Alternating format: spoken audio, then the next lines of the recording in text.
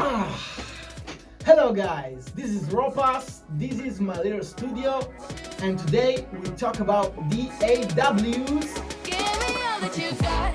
You got all that you, all that you got. All that you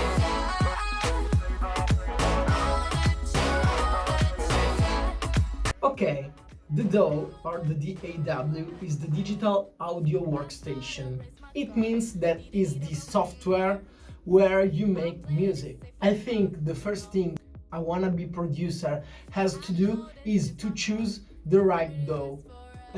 Yeah, there are no rules and there are many, so it could be a little difficult. There are many artists that has Fruity Loops, for example, has their favorite DAW, or someone can prefer Ableton, or someone can use Logic, or Cubase, or Pro Tools, or others.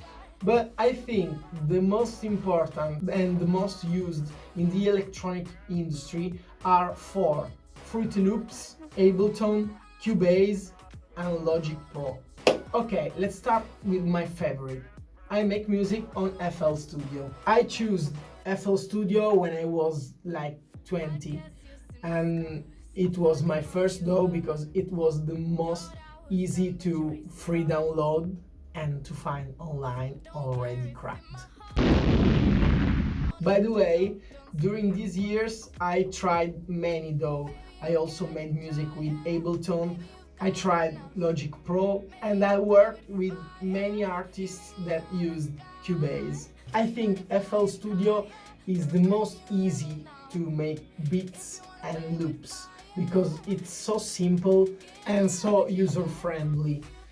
I think for the beginners is the best because it's also one of the best used in the EDM industry. So there are many tutorials on YouTube and there are many DJs who use this DAW and became famous. Yeah, I know there are any limitations. I think the negative points are that it's a bit heavy on CPU and the output exportation I think is not as high quality as other DAWs, for example Logic Pro. By the way, I think is the best for the beginners. Ableton Live instead of FL Studio is really light on CPU and I think is great for a house producer or a dance producer. It also has a specific live function, so for live performances or live shows it's the best, I think, because you can make loops during the live. Another thing I really like about Ableton is the fact that all the automation or effects are hidden after you use them, so the arrangement interfaces is cleaner than FL Studio, for example. By the way, I think FL Studio is more intuitive, as I said before, and if I have to choose, I prefer it because I don't like the fact that the mixer and the arrangement interfaces, so the playlist, are on two different levels. But these are my tastes. There are many producers that use Ableton. Cubase. Yeah, I remember I worked with many engineers that used Cubase because it's one of the best in exportation and importation of the sounds. So the quality of the exportation after you make music is really high, maybe higher than FL Studio or Ableton. Another thing I remember I like about Cubase was the thing that it has a low latency when you used it. But I remember that it has a limitation. The fact that, for example, for my music industry, so the EDM, it's not really used. Yeah, Cubase is used on techno or hardstyle, but I don't think there are house producers that use Cubase. And I think the compatibility when you share a project or when you make a collab is really important. By the way, I think Cubase is one of the best. The one I think is the most professional, even more than FL Studio, Cubase or Ableton. is Logic Pro. It has a really cool interface. I personally really like it. And the quality of the input and output and the basic instruments, I think, is really high. The only limitation of Logic Pro, I think, is the fact that it's Apple.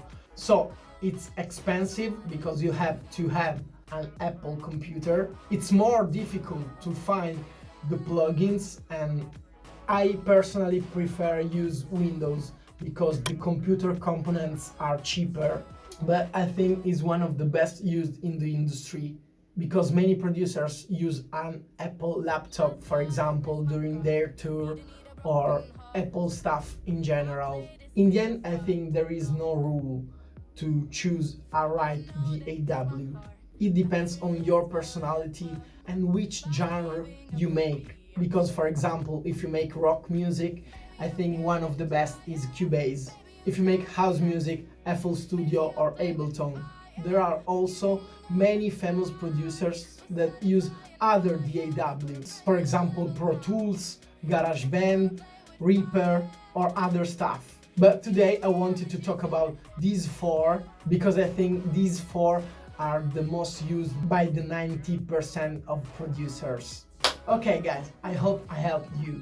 And for today, it's all. Don't forget to follow me on Instagram, on Facebook and on TikTok. Hope you enjoyed and see you in the next video.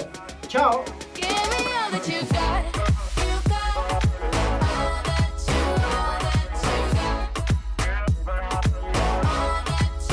All that